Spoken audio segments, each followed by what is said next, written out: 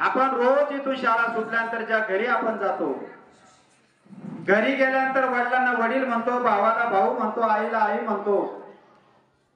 कधी मनामध्ये असा विचार केला की खऱ्या अर्थाने हे नातं आपल्या कुटुंबामध्ये कोणी निर्माण केलं असेल? आणि लक्षात असू द्या विद्यार्थी मित्रांनो, जर आज या विश्वामध्ये हे जर नातं जर नसतं तर या विश्वामध्ये माणसाचं काय झालं असतं, जगाचं काय झालं असतं. म्हणून हे जे नातं आहे ते नातं ज्यांनी आपल्याला निर्माण करण्यासाठी रक्ताचं पाणी करून हा माणूस आहे तो माणूस स्थिर केला. आणि भागवतकारांनी जे सांगितलं, आदित्य शिवपूजनम आदित्य शिवपूजनम प्रतिदिनम मेष्टान्नम पानम गृहे साधो संगम उपासते धन्यो गृहस्थाश्रम.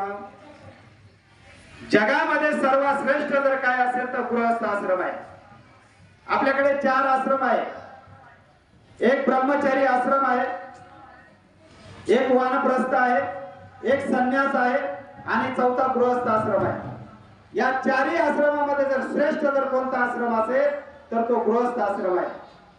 मग हा गृहस्थ आश्रम जिथं आपण ज्या कुटुंबामध्ये जन्मल्यापासून तर मृत्यूपर्यंत राहतो, मग हे नातं निर्माण केलं कोणी? कधी विचार केला? आणि माणसाचा सर्वात मोठा गुण आहे तो म्हणजे कृतज्ञता. कृत जानाति कृतज्ञ न जानाति. केलेले उपकार जो जाणतो त्याला कृतज्ञ म्हणतात आणि केलेले उपकार जो जाणत नाही त्याला कृतज्ञ म्हणतात. आपण माणूस म्हणून जन्माला आलो, आपल्याकडे कृतज्ञता असली पाहिजे की ज्यांनी हे नातं निर्माण केलं, ज्यांनी कुटुंब व्यवस्था निर्माण केली.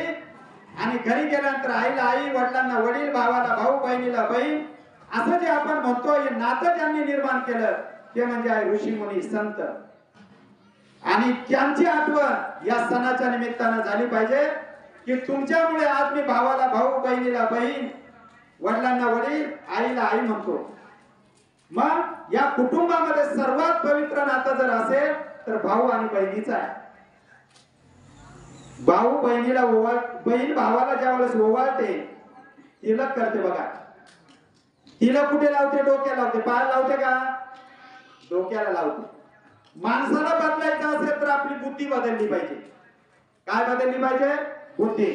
जगद्गुरु तुकाराम महाराजांचा अभंग आहे, त्याच्यामध्ये त्यांनी असं म्हटलं, बोतेचा पालट दरारे काही, बुद्धीचा पालट दरारे काही, बुद्धीचा पालट मागुता नाही मनुष्य जन्म, मागुता नाही मनुष्य जन्म, आपुल्या हिताचे नवती सायास, आपुल्या हिताचे.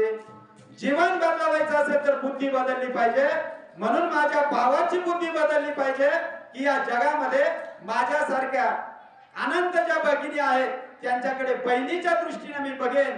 आणि तो दृष्टिकोन जर बदलला विद्यार्थी मित्रांनो तर या जगामध्ये सुख आणि शांती राहील. आज जगामध्ये बघा अनेक प्रकारचे अत्याचार होत आहेत मुलींवरती. ते जर बदलावायचं असेल तर बुद्धी बदलली पाहिजे. याच्यासाठी हा भाऊ बहिणीचा, रक्षाबंधनाचा, माझ्या बहिणीचं रक्षण मी करीन अशा प्रकारचा दृढ निश्चय भाऊ या दिवशी करत असतो.